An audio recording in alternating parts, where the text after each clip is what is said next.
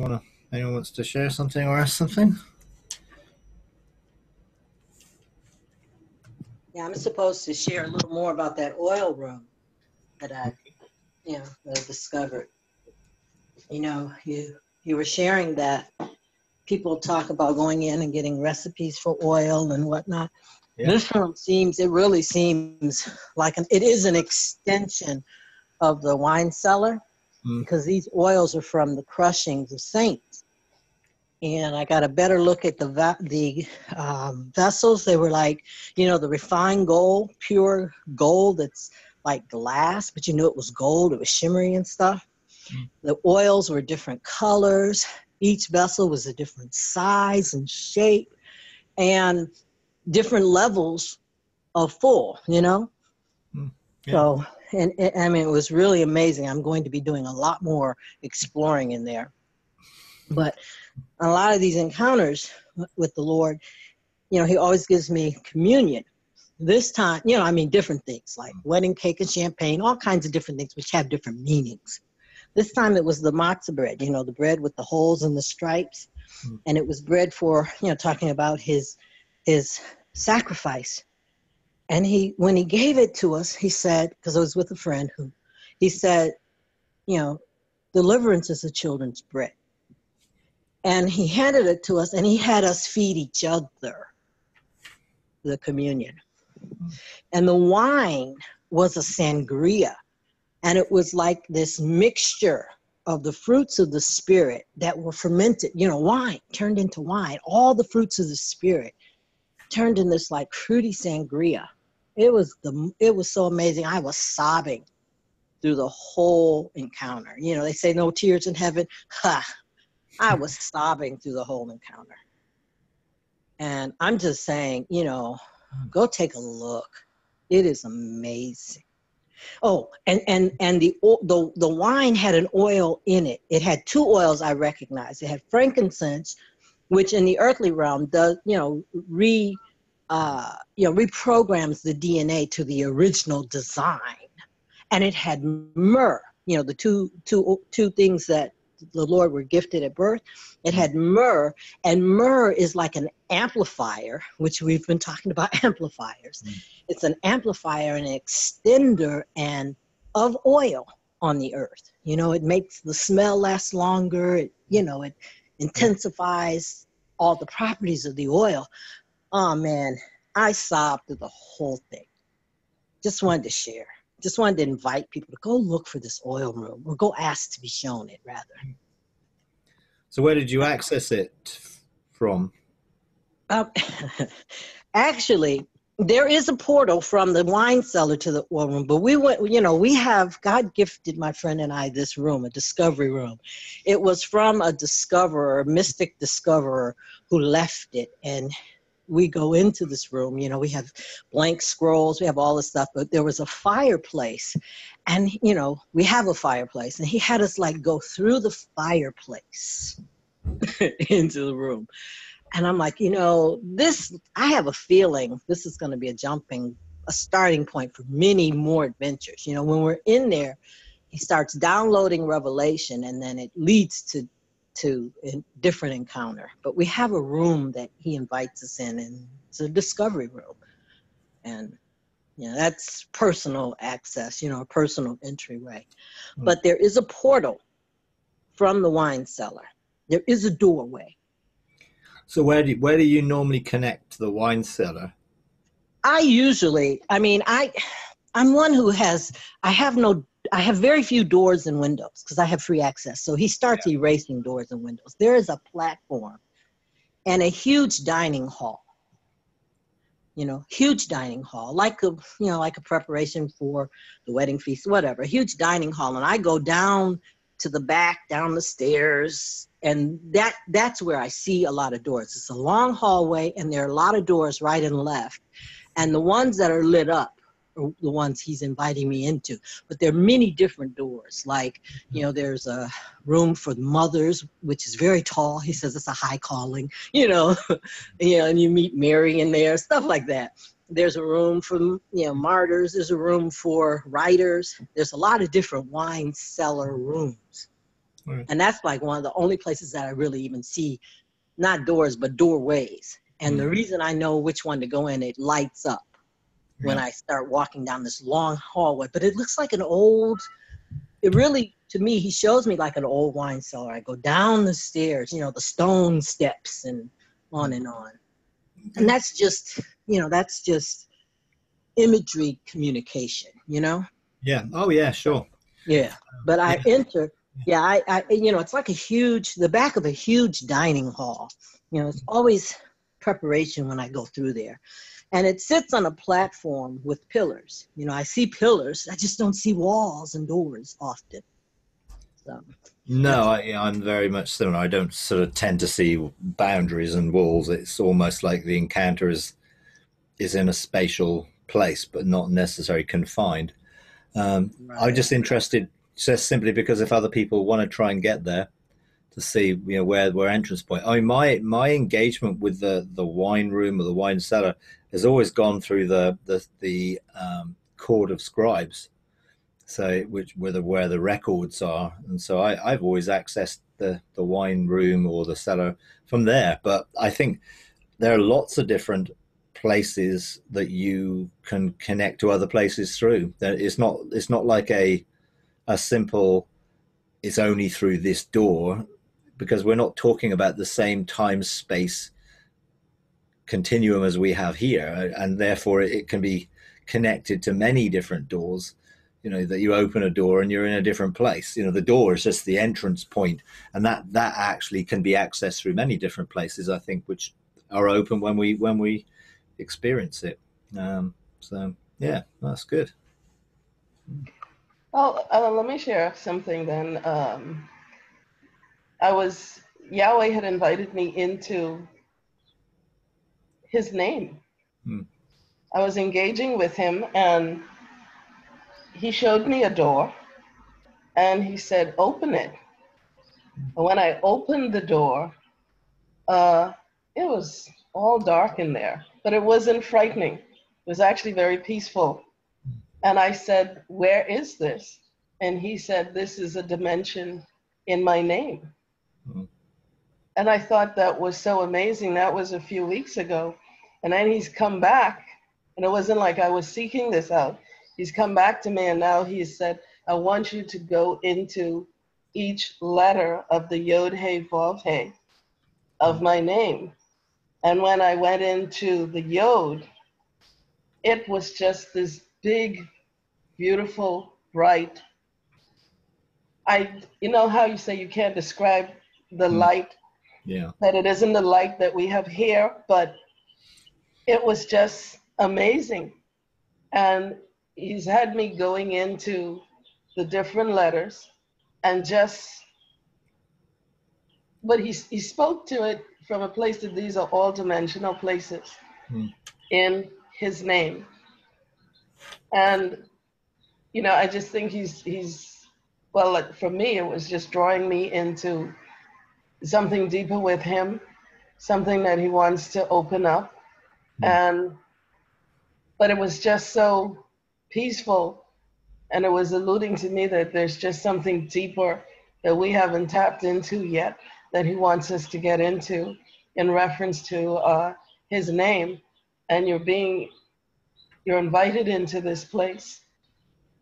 And it was just, Mm. it was just beautiful. Yeah. I think doorways and portals are very interesting in terms of dimensional and how we engage them here. I mean, quite often when I travel, I see some portals for places, but yeah, portals are obviously just the access points. Doors are the access point. It's where you're coming from and where you're going to, which is the important thing. And I must admit, I mean, it is a the way we engage is often a symbolic thing, because I can remember, most things I've gone through, it's been very straightforward. Enter in, and there we are. But when I've the last sort of real entrance point into a dimensional thing, it felt very hard. It was almost like, well, what it was like a revolving door with a slit of light that kept revolving reasonably quickly that didn't feel like you had time to step into it. That's what it felt like. But eventually I went in through it, and, again, not being able to describe things because we don't have a grid of reference point for it. But what I realized was eventually when the Father took me in there, and I went in there with him, when I came back out, the doors what I was looking at were different in that they were formed from our own fear. So the fact that it was hard to get into because I didn't know what it was, there was an element of fear which had made it difficult for me. Well, they didn't really look like that. When I eventually saw them, I saw them as almost like translucent screens that you could step through. So you could almost see through them before you went through them. But that's not how they appeared when I first started to engage. So it was almost like, how can our soul project over the things we see, things that are projections of fear? And this certainly was because when I was no longer fearful and I had engaged and I had the purpose of engaging in those dimensions and who I engaged in there, all of a sudden everything changed. And I think people also talk about, the first love gate within their spirit, of it being, chained or nailed shut or unopened and all those sorts of things. Well, it isn't in reality like that. But again, our soul projects. So it appears like that, which makes it more difficult to engage it because we see it as locked. And I think there is something, I feel, that God can give us a symbolic engagement when we engage something that has a meaning to us, but we also may have an interaction with these things which are not coming out of the purity of our hearts and therefore may give us some mixture. So I've definitely engaged portals, doorways, and that have changed once my perspective changed. And there are also portals and doorways of access into this realm. We talk about the different gates, West Gate and East Gate, North Gate, South Gate. They sort of relate to the temple format of the gateways in the temple, but they're not really talking about that. But they are dimensional, and we have a portal here within our building on the top of the stairs. And at times, you sense fragrances and things that are leaking out of that portal. A few years back, God told me to put assigned sentinel angels to guard it, to make sure that nothing came through that portal that shouldn't come through the portal. Now that was an indication that portals can have good or bad things potentially use them, and therefore we need to be aware of that. I remember when I was down in Phoenix, Mount Graham, and they had this big telescope thing on Mount Graham, which was set up by the Vatican to look for extraterrestrial life. And the people in Arizona, Phoenix, and that area, they assigned a large angel there because they sensed that wasn't necessarily for good purposes.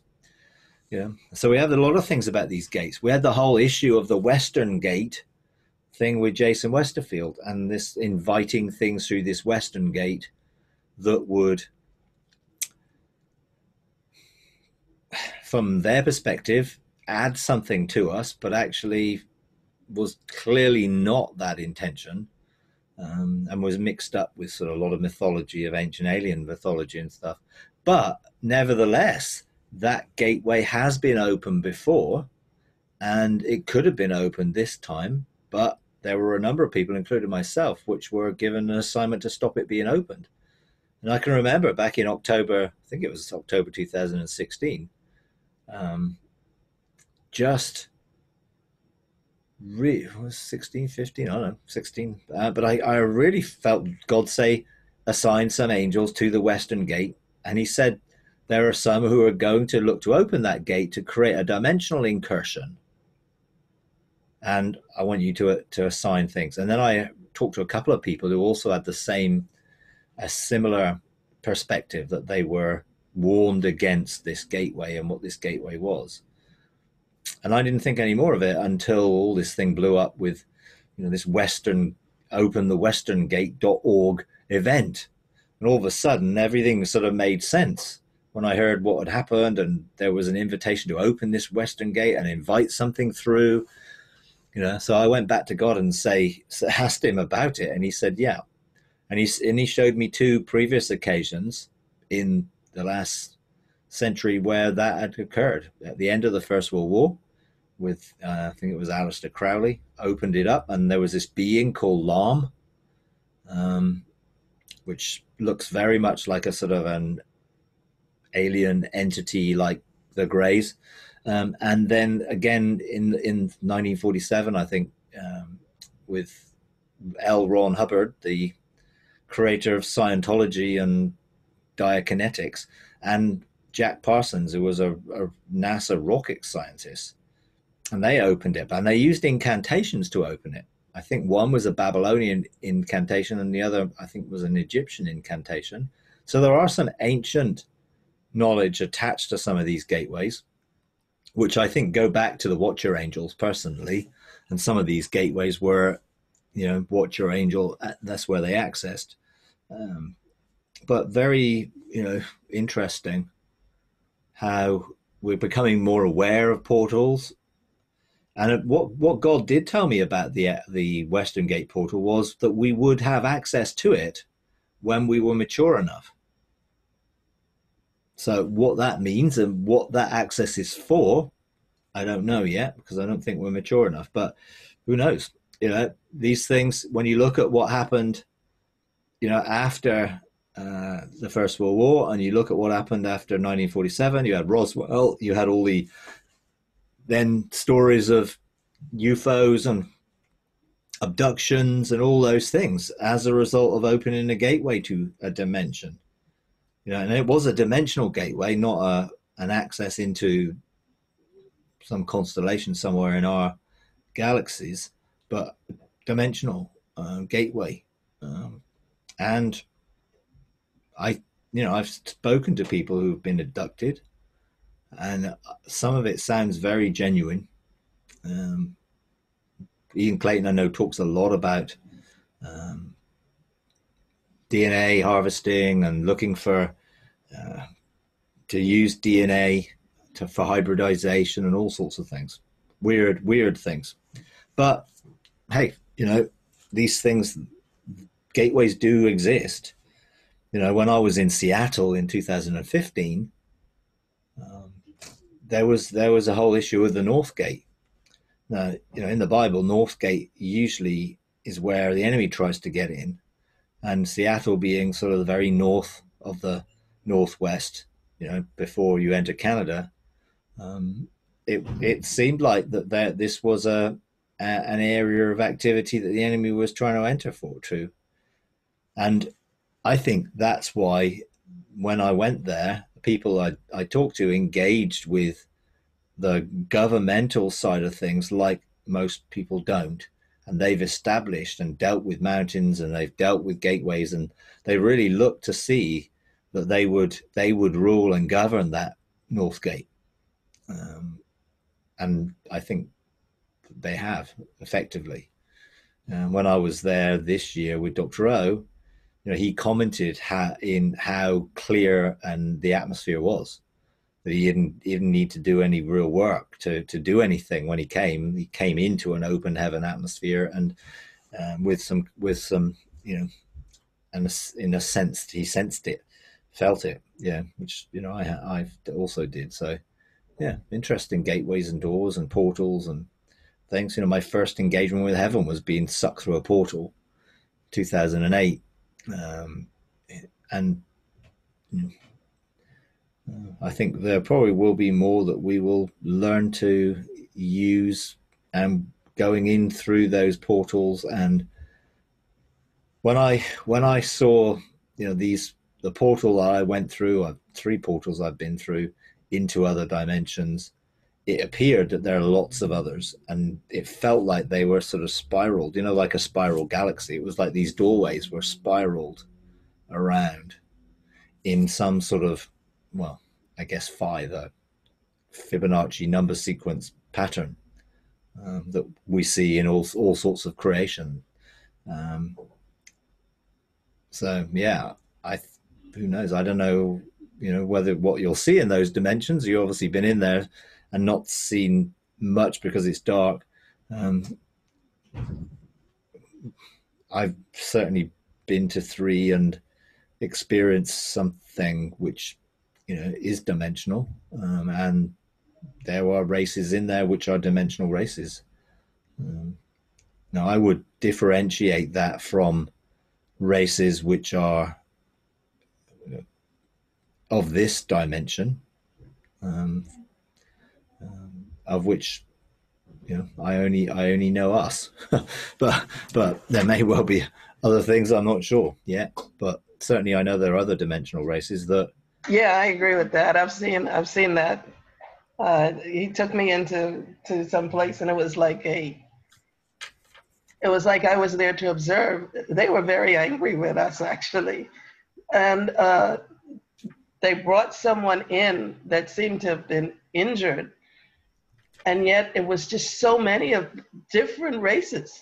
It was like some kind of meeting or council meeting, and they were contending for who would come into our realm, into our dimension.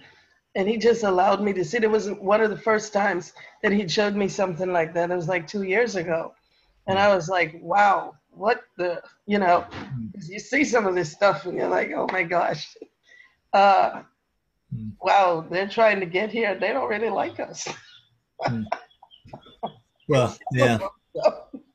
I mean, I've certainly engaged with 3 races which were not exactly like us, but were humanoid, to say, but my engagement was with them in that they wanted to explain their history and why a lot of them wanted out. They wanted out of the deal that had been made by their ancestors to follow the wrong source, and they wanted to follow the right source, and they wanted help. So there was okay, how can we broker that help? What is it that can free them? What sort of message are they going to receive? Because some of them were no longer deceived, and therefore they were aware of previous covenants that were made, and now wanted to break that covenant and reestablish relationship with God. So that was quite interesting. Yeah. Yeah, I find it very interesting that there are some, that don't, it's like they're not enemies, because, God let me negotiate some things with them, but they didn't know what love was. I'm like, well, it was this very matter of fact, that's what you see emanating off me is love, and they're like, the guy said, the entity said, that's your greatest commodity, in negotiating. And I'm like, wow. Because I was, I was on a rescue mission, and even now, I just get, my spirit does those things, and my recollection only gets, to understand every now and then. But I was rescuing, and now I'm hearing all of a lot of people talking about rescuing parts of people's souls, and I'm trying to understand if there's a connection. Because I'm like, how am I out this far and I'm rescuing people? I don't understand this, My spirit did, because I just, how you sit back and you watch your spirit handle things, and your soul is like, what's going on? So, I mean, the fragmented soul is something a lot of people are talking about, and I'm trying to understand, or asking for understanding. I don't need to, but I like. Let me just add something to that for a minute before you answer, Mike. 2 things. One is that Yahweh said to me, um, take the gospel into the cosmos, because that's what they name. And what you said might just help to make sense to that, because uh, obviously then some of them are no longer deceived, but they need to hear the message. Mm. And the second thing, Pamela, was that Yahweh showed me something, and he showed me people that were being abducted that needed to be rescued. And I was like, go and rescue those people that are being taken. Um, I mean, it sounds strange, UFO kind of Mm. experiences that, and the thing that is bringing them into where they're being abducted is that they're following something or they're believing, because when he showed me this group of women, they thought they were going someplace to be safe. Mm. And then I heard when somebody said if they knew where they were going to end up. And at the end of that, he says, go and rescue them. And I'm, like, okay, exactly how do I do this? And Mm. I'm still kind of waiting on that. I'm a little troubled because I'm like, well, how do I go and rescue them? And I need a little bit more help, a little more information here on how to do this. How do I engage this? Yeah, Yeah. see that I find my spirit does these things. And sometimes my soul gets to tag along. Yeah. Well, no, I think I know that's the case, but I was given a mission to do it, and therefore I was aware of the mission, and before I started to engage it. But I do think I felt that there were different ways of presenting the message of the truth to different beings, depending on where they were. And also, I found the same way when we're presenting the good news to people here, some people are responding different ways to different presentations of truth. It did feel a bit like that. I mean, I know the fragmented soul. There are obviously different views of that people, wherever, if they are fragmented, if they're dissociative, if they're alters or parts, they are able to surface into the physical dimension of the mind, the consciousness, and take over. So they have, wherever they are, they've got access to this realm. Now, I think Anna Mendez Farrell has a book about prisons of darkness or something, where she's talking about parts of the Region, soul. yeah, regions of captivity. Yeah, regions of captivity. Yeah. Now she's talking about their regions of captivity. Where are those regions? That's the thing. Are they dimensional places within our soul that are accessible in other ways or other dimensions? Where are those regions? Because when I went to, and are those regions, what happens when someone dies? Because I've engaged with some of the generational line who, after physical death, who were, in the fire of God's presence there, and some of them just weren't responsive. And one of the most powerful messages I brought there was Jesus being the Prince of Peace and reintegration into wholeness of broken and fragmented parts, personality parts, identity parts. Um, and I remember sort of sharing that and inviting them to come into the safety of the peace that is the Prince of Peace, to find wholeness. Now I only saw one personality, but I was obviously not able to talk to them all until inviting them. So I didn't see multiple personalities all separate beings or separate identities that I could see. I could only see one person, the representation of one person's soul, but there were obviously lots of others within that were they being connected to other dimensions? Were they being connected to other places when they were there?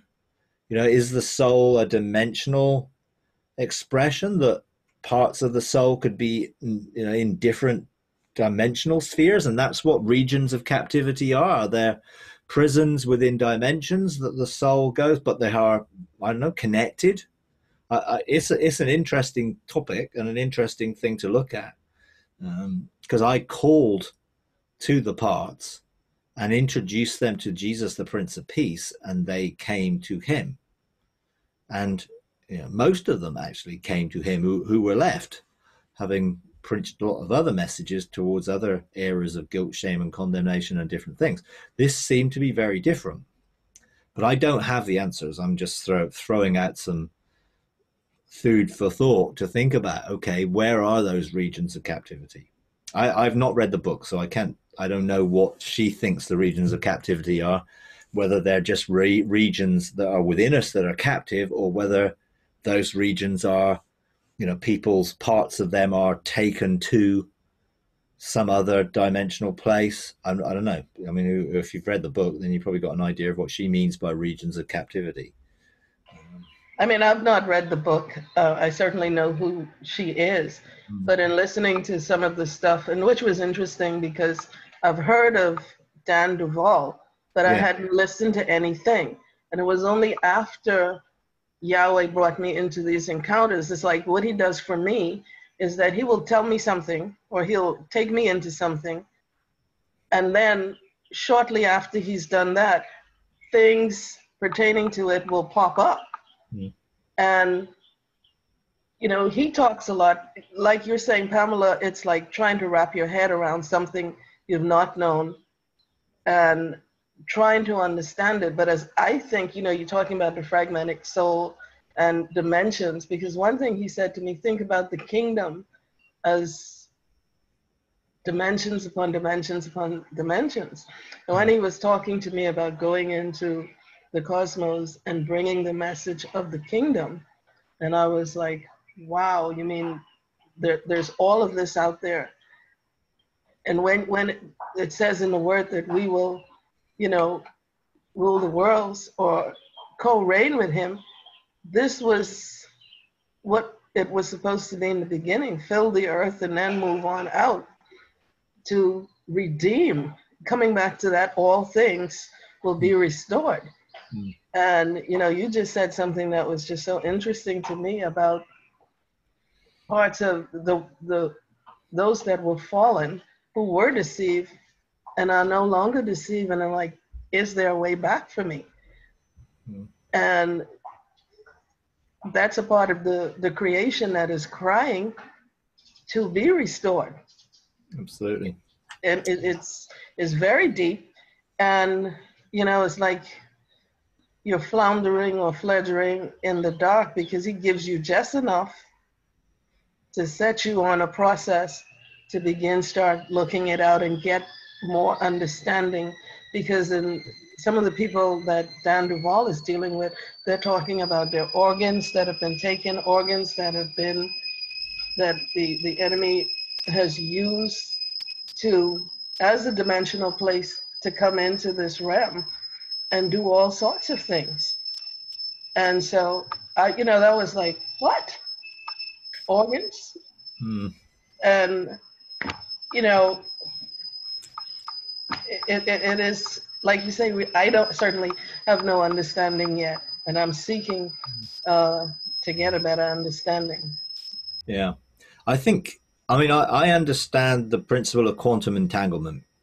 So I understand that things could be separated dimensionally and still be completely entangled. So someone's soul, and their let's say a fragment of their soul, could be imprisoned in a region of captivity in darkness somewhere, but still be connected to their soul quantumly, and therefore could still manifest as a personality within that person's consciousness in a particular situation. So I think, when you begin to realize that, we're not limited and bounded by time and space in the way that we have previously thought, you can be in multiple places, then it could make sense that there are regions of captivity, or that there are parts captured beyond just the emotional, maybe stuck part in a person.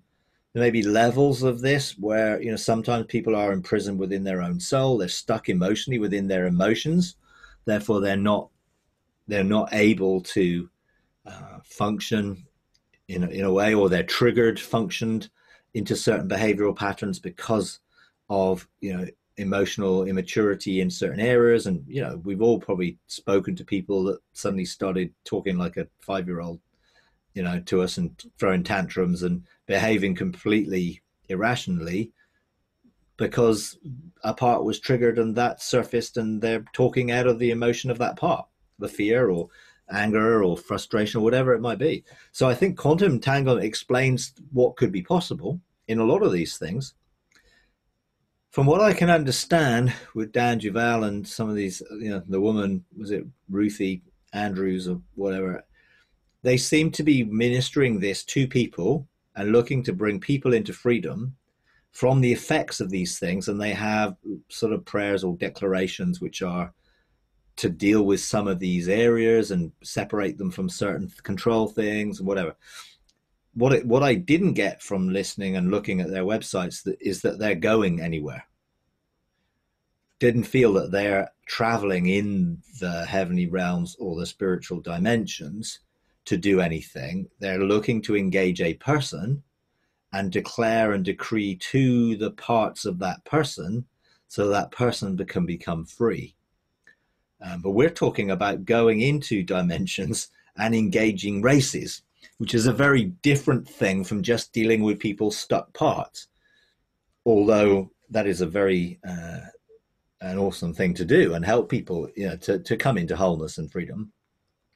We're more talking beyond the individual to races, to dimensional places where which are created places where these races were born and live, which is I know, Mike, in one of his teachings, he did speak about persons' parts being taken to Mars and what have you. So I just thought I'd drop that in.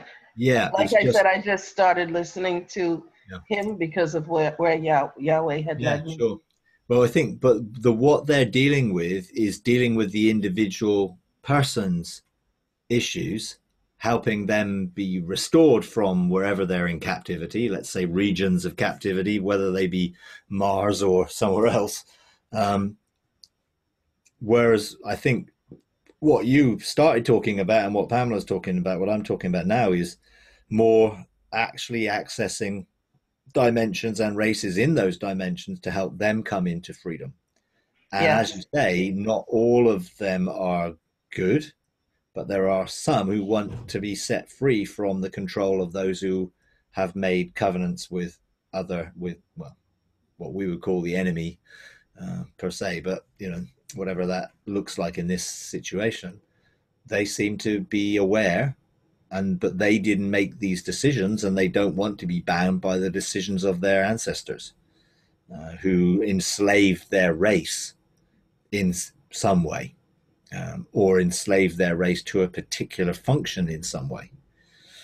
And you do get this in sort of, I think science fiction sort of picks up a lot of these things and sort of presents it in a way which then, when you then, as soon as I'm thinking now, I'm thinking about Stargate SG-1. That's exactly what I was thinking of as you were talking. And You're talking Stargate about SG-1 all has, these gateways and people are yeah, bound and in there's prison. there's gateways, dimensional connections. There are races that are enslaved. There is ascension to a higher level. I mean, there's all sorts of stuff in there, which is quite, now it doesn't seem quite so much science fiction. Wormholes. Well, connecting to other, whatever you call, whether they're constellations, galaxies, but within it, they're obviously linked into some of the demigods that are functioning like through the pyramids and the Egyptians and Ra and the particular names of those demigods, um, and seeing them who've enslaved whole races into their servitude. So you have a warrior race, or you have another race, and you know, in it, obviously, in the Star SG1 thing, you get one of those races set free and then joins the other side. So there's quite a lot of parallels in. I'm not saying that is based in fact per se, but there is some parallels there that you can draw inference from, that these things are not as crazy as some people might think. You know. So yeah, very very interesting.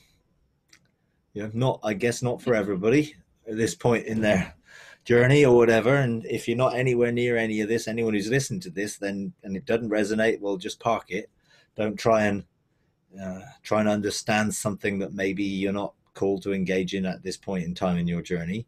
But those who are, I guess there's enough out there for people to want somewhere, a platform to share or discuss, or be able to bounce things off one another to help us understand a little bit more. I mean, next year we're considering doing a sort of a conference, like a week conference, in which we would have, maybe themed on the restoration of all things, probably, but within it, breakout sessions during the day, where people could actually really begin to engage some of these issues, the issues of dimensional things, dimensional beings, races, engaging the trophy room and the fire and seeing people rest, all the sort of the fairly out there controversial stuff, which probably a lot of people don't find that they can have any place to actually really just be open to engage, to share without any fear of anyone sort of, using it in the wrong way or whatever. We're looking at, how could we do that? Perhaps getting some, well-known speakers to do some days or evening sessions to bring some of the balance to some of these things from different points of view, but to really have a safe place where we could begin to explore and see. Yeah, that would be awesome. That would be awesome, because I think there's just so many questions, more questions than answers right now.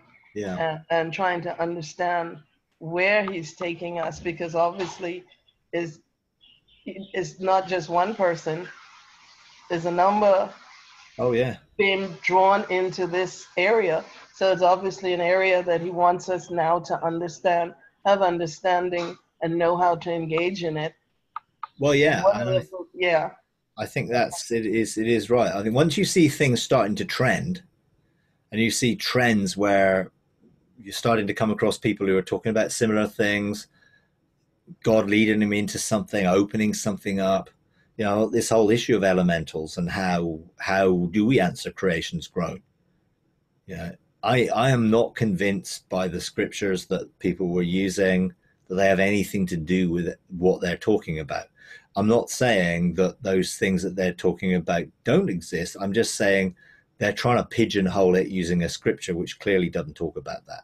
I mean, Galatians 4:3, so 4:9, I think, in context, it is not talking about what they're talking about.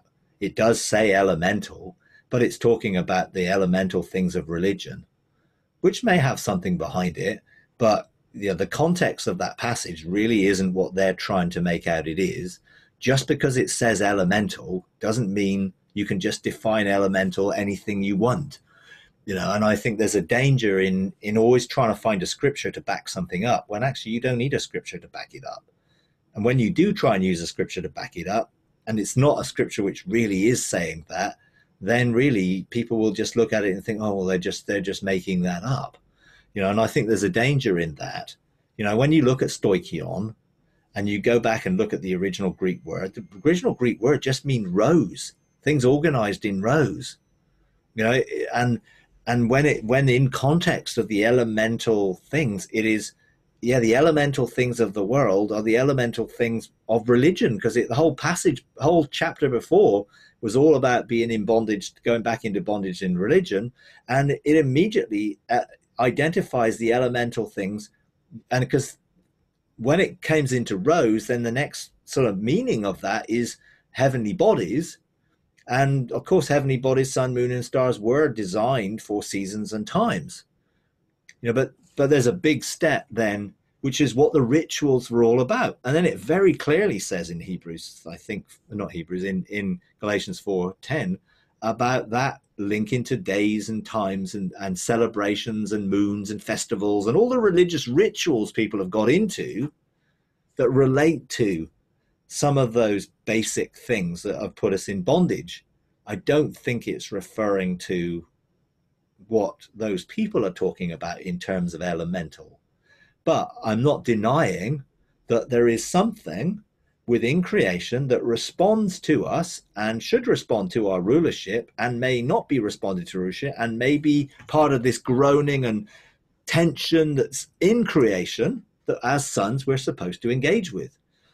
And if creation is going to respond to us, how does it respond? If it's not got some consciousness, it's very difficult to describe it. But if it hasn't got something, how does it respond to us? How does it know? Is there some sort of sentience about it?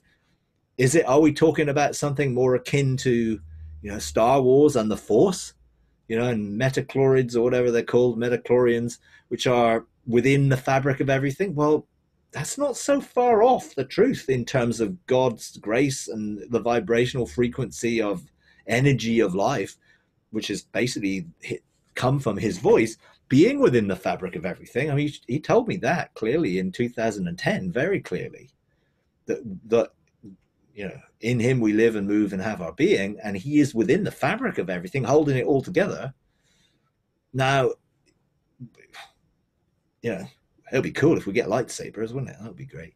But it's almost sort of again, there's a whole philosophical thing. I know people will say it's new agey and all that type of thing, but actually creation itself is in bondage to something. What is it in bondage to? If we're looking, it's longing. Creation is longing, waiting for the sons of God. Well, what is longing? Longing is an emotion. Is that talking about the whole of creation as one sentient thing having emotion? Don't really think so. Not my experience with it. When I've connected to it, it has felt much more of a sort of symphony made up of, an orchestra playing a symphony made up of all sorts of different instruments, playing different notes and things as part of this overall amazing sound that God had, harmonious sound, which is discordant and out of sync with one another, engaging perhaps with the wrong rhythm of life. So I can understand that there's a lot that potentially this opens up, because if we're going to see the restoration of all things, creation is longing for the revealing of the sons of God. Creation is in bondage. It talks about creation there in a way which makes it somewhat personal. And people, if they're talking about there is something within creation God has placed there that will respond to our sonship or not respond to our sonship, if we've not got it, then it does indicate that there's something awry and something gone wrong and something needs to be restored and put back. So a lot of questions, not many answers, but a lot of questions and some things to think about in the restoration of all things. Because I'm absolutely, totally convinced that as sons of God, we are called to be participating in the restoration of all things by being restored to the fullness of sonship, and therefore creation responding to our sonship. Because it goes on to say in Romans 8 that creation will be set free from its bondage to decay or corruption into the freedom of the glory of the children of God. So what does that really mean? And how? How can creation be set free from its bondage into the freedom? Well, we have to be free for a start. For creation to be set free, we have to be set free, and we have to live in freedom. And then into our glory, into the nature and character of sonship expressed in light and other things. What does that look like? How does creation respond to us? And all those elementals, which are obviously talking about the trees and the different things. Well, you know, that scientifically they've proved that trees do communicate with one another. You know, so there is something there with it all. I haven't, you know, I've engaged God around it. He's told me a little bit about it, but I need to go back and find out quite a lot more if I'm going to see how this relates to the restoration of all things. And obviously, the people who are mostly talking about it, as I'm aware at this moment, are those who are all involved with ministering to DID situations. And so they're looking, and it almost seems that some of these parts of people have been able to access, or that has opened up this person to be able to see something of this spiritual dynamic, or even spiritual is the right word, I'm not sure, which indicates something.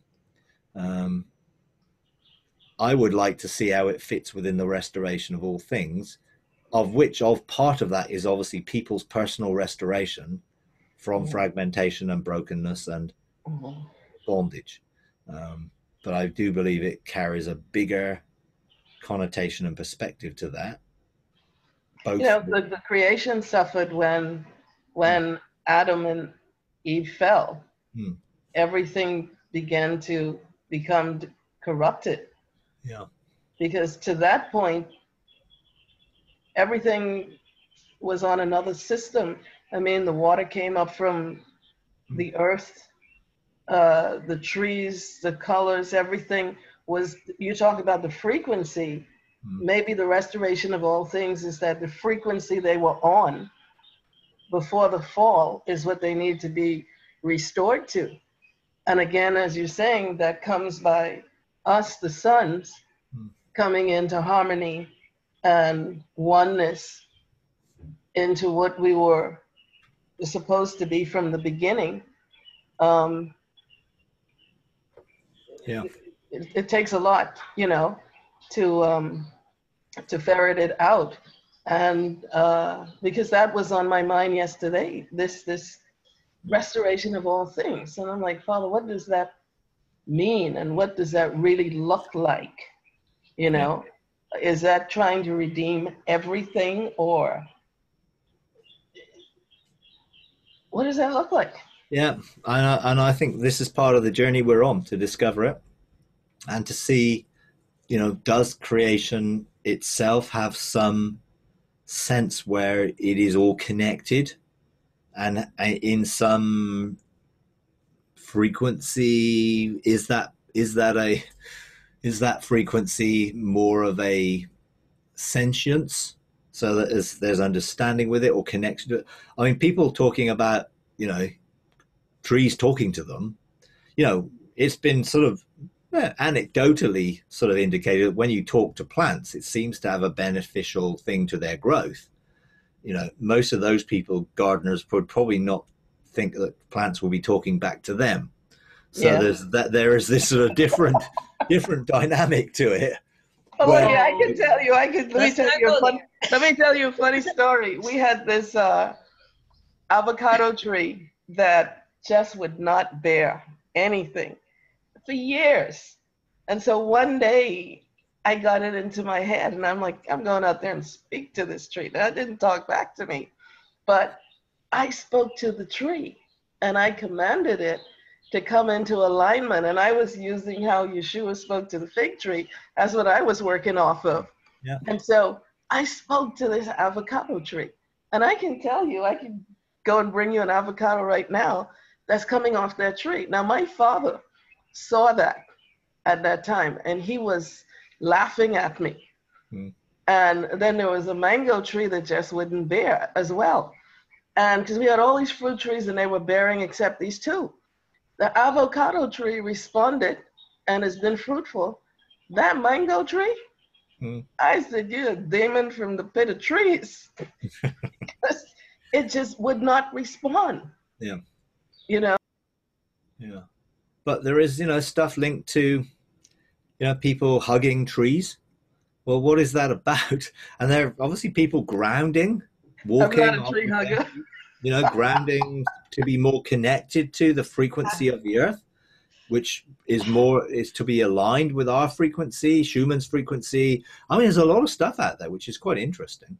But I think a lot of these things are interconnected, and probably we're going to discover over the next few years a little bit more in depth about it all. So. On my walk, my usual path, there's a line of trees. One time I was gone to Gathering of the Artisans. I was gone for several days. I came back. My friend drove me back. As we drove down the street, the trees started, I mean, it was like they started releasing confetti, leaves. And she's like, oh, I mean, to the point where my friend was like, what's going on? You know, I mean, and yeah, trees drop leaves and wind, but it was to the point where we both noticed it was a welcome home. And there's one tree, it's not the biggest, but it kept catching my attention, my eye. That tree has welcomed me a number of times on the walk as the head tree. I'm sorry, it just, I mean, I thought it was crazy too, but it keeps happening to the point where I'm walking and I'm across the street to it and I say, hey, when I walk by it, because it welcomes me when I walk by. Yeah. I mean, I wonder, I know one of the things was about that trees could have allegiance to or rebellion. Obviously, Jesus cursed the fig tree. Obviously, that was a symbol of Israel, but it was still also a symbol of the do-it-yourself religion of covering up with Adam and Eve and their fig leaves coverings. So it was obviously speaking into the DIY tree, which is outworked through religion. I understand that, but he did speak to that tree, and something happened to it. You know, the instances. What about all the forest fires that we've had in the last, all over the world? I mean, Greece, Australia, California, up in the Northwest. There's been a lot of trees that have been destroyed by fire. Yeah. What were those trees? Were they good trees? Were they not so good trees? Was the fire a result of their rebellion, or was the fire the result of those trying to wipe out the trees that were actually still responding to God, creation itself? I don't know. So again, these are questions which are quite interesting when you sort of look at, like this year particularly, there seems to have been a out of proportional amount of forest fires compared to other years. And now we're getting people talking about engaging trees. Is there a link? I don't know, perhaps. Interesting to think about. Okay, yeah, you got your hand up there, Pamela, as well. You haven't had a chance to share. Yeah. Oh, I'm sorry. Yeah. Different, Pamela. You can come back to it in a minute. Yeah. That's okay. I so enjoy you people. You have no idea. I was driving in. I couldn't talk anyway, but I'm in. But anyway, I wanted to just talk to a couple things. About 6 or 7 years ago, I was just waking up in the early morning and just spending time with God. And there was, my windows were open, and I awoke to the song. It was a song that all of creation was singing. And of course, I couldn't share this with anybody for years and years and years, but it was singing, love of God, overflow, permeate all my soul.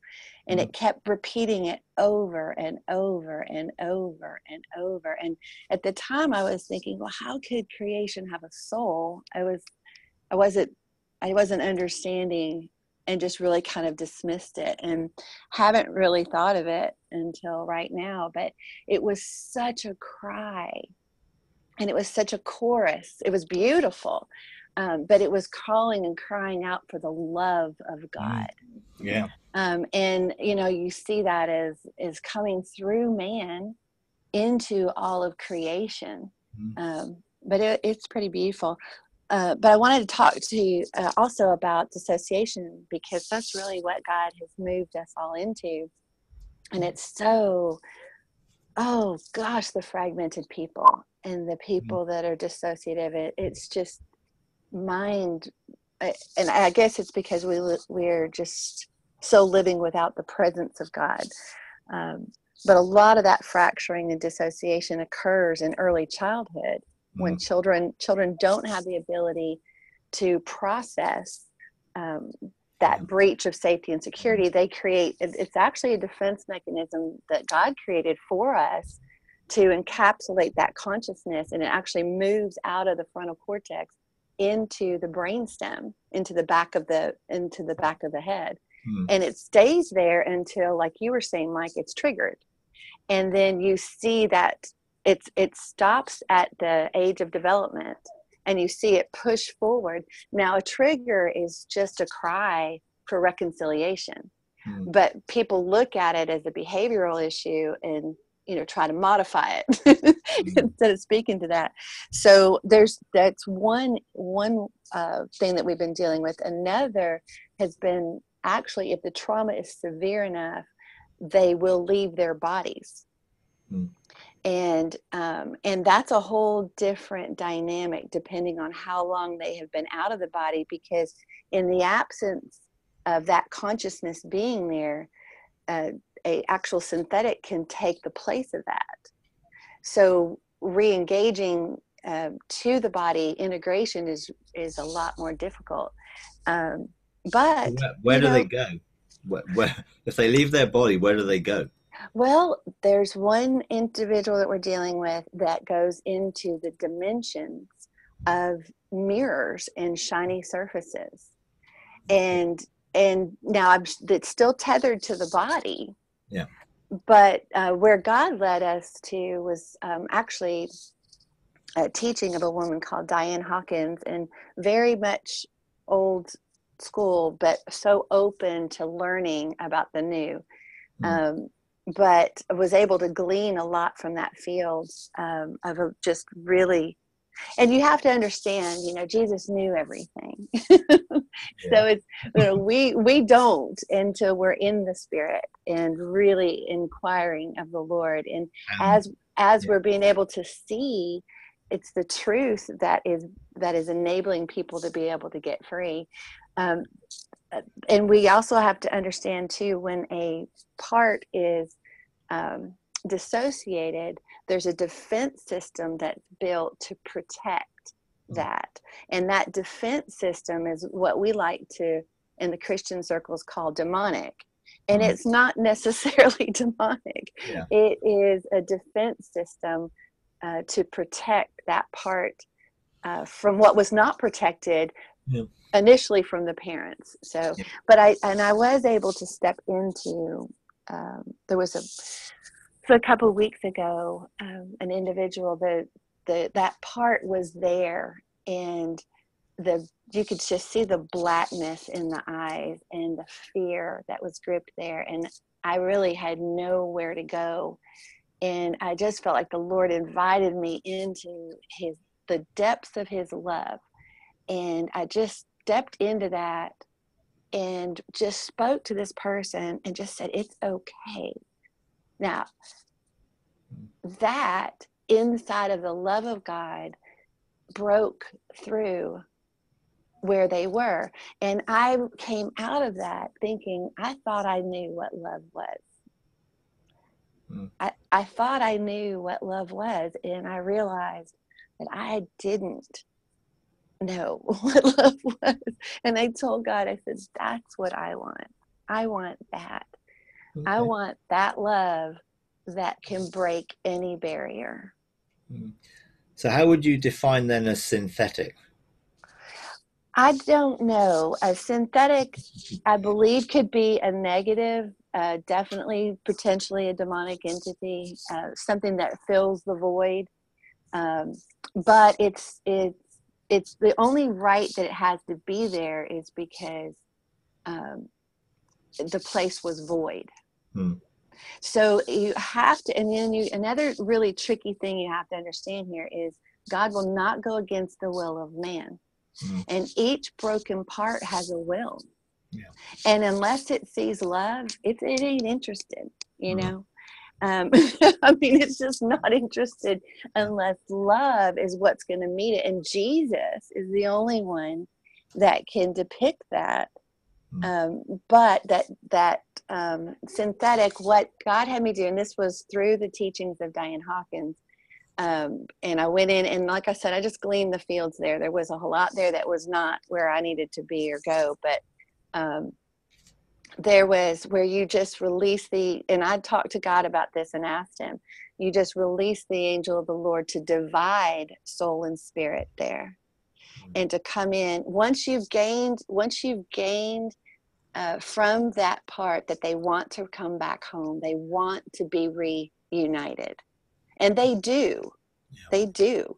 Then once that's been agreed to, then it has to be moved. It has no choice, but at the word of God, it has to go. But not knowing that it's there is a lot of disappointment and discouragement for that person, because integration doesn't occur as long as the void is filled by something. Yeah. So could that then also be perhaps a lingering human spirit type thing, or human lingering? Sure. Because I have no idea what it is. I mean, I'm just being honest. But I do know that it, on 2 occasions, it has stepped aside at the request. Yeah. But hey, if you don't know they're there, they're just going to occupy the territory. All right. Okay. This makes me think of the scripture when Yeshua was saying that if, binding the strong man, and if you just bind the strong man, but you don't fill it, the space with the love of God. Yeah. And Amen. anything else the synthetic or whatever it is can come in there. And actually, according to the scripture, more comes in. Probably because you created more space for more to come in and occupy that space. And you're right, when you think about it, when somebody has been traumatized, usually these things happen when they're young and they're stuck in it from the age perspective, right? And their capacity at the age it happened, being so young, not knowing how to handle it, which is amazing. We talk about, like today, this big court thing that's going to go on with Kavanaugh, and why people didn't come forward. And because when the trauma or whatever happened to them, they went into protection mode. And in that protection mode, maybe this person with the mirror, who knows if there was a mirror around, so that's what their eyes latched onto, and that became the place. I'm just, expounding here. Yes. We don't know, but obviously he's drawing us into that place, because as the creation is set free, and we have to go into these dimensions and interact with these beings and different entities and what have you, we have to know, are they willing to be redeemed? I believe so. And if they are, then, okay, how do we move along on that process? And then what does that look like? But obviously he's calling us into that space. Can I share something very encouraging on that? Yep. I have been in situations where I thought that I was going to, in court situations where multitude came in, and I thought I was to preach the gospel. He said, preach the gospel.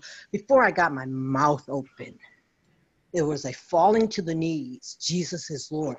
It was like someone had already preached it, and they were still just waiting to be free, to be before Yahweh, before Abba, to say Jesus is Lord. And I was like, whoa, I didn't even get didn't even get it out of my mouth.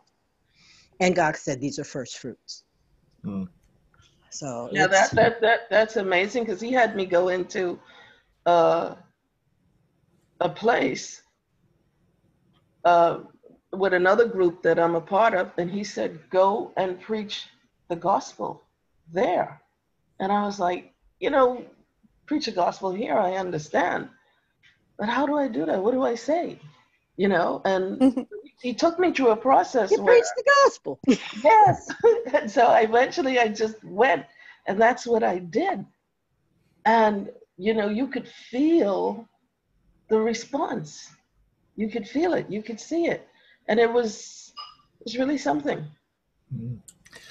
Well, very interesting stuff today. I'm sure this will rattle a few cages and challenge a few people to listen to it. But hey, we're all on a journey. None of us are saying we're experts, but we know God's opening something to that we're all part of the restoration of all things. Whether we're dealing with that with individual lives and people's brokenness, or starting to see that there's a wider picture, it's all coming down to the same thing. Jesus came to restore everything back to God's original intent and purpose. Amen. And so he's reconciled everything to himself. Amen. We just have that ministry of reconciliation to try and bring people to that place where they can be reconciled within themselves, to be able to even be reconciled to God as God is reconciled to them. And that's, I think, that the part we're on, the bringing the reconciliation. I remember when I really engaged my generational line in this area of fragmentation, which was back in December last year. I really engaged it in a major way. It was a totally different dimension of success in terms of calling for integration into the Prince of Peace, because I sort of had preached the good news there numerous times with real success in the areas that I was preaching, and it was almost like I ran out of ideas. It's like, what else can I engage with in terms of guilt, shame, condemnation, other things, and this is what I experienced, was God really showing me that people could not respond if they're double-minded, triple-minded, quadruple-minded, or multiple-minded to the good news. Even if some parts wanted to, they weren't whole to be able to say yes. So they needed reintegration before they could even say yes to accepting redemption, because they weren't able to agree. And obviously fear and all the other things. So when I introduced them specifically with a message of peace, wholeness, integration within this love of God, and in through Jesus, the door into that love, it was just like it was so successful. And I think, well, if that's with people after they've died, what are we doing with people before they die who have the same issues, who can't come into a relationship with God fully when they're so fragmented and broken that only part of them is able to respond? So I think ministry is, the things you're doing, Pamela, and others are doing, is so vital in helping people come to that place, where wholeness becomes real wholeness within being made whole within God himself and within their spirit, soul, and body. Yeah. Well, you can't become a son of God without it. No. You just can't. And I think you're probably right. That's why we're just not seeing God move, because the fragmentation is so deep and intense. Absolutely. Yeah. Okay, I'm going to leave it there. Thanks, Mike.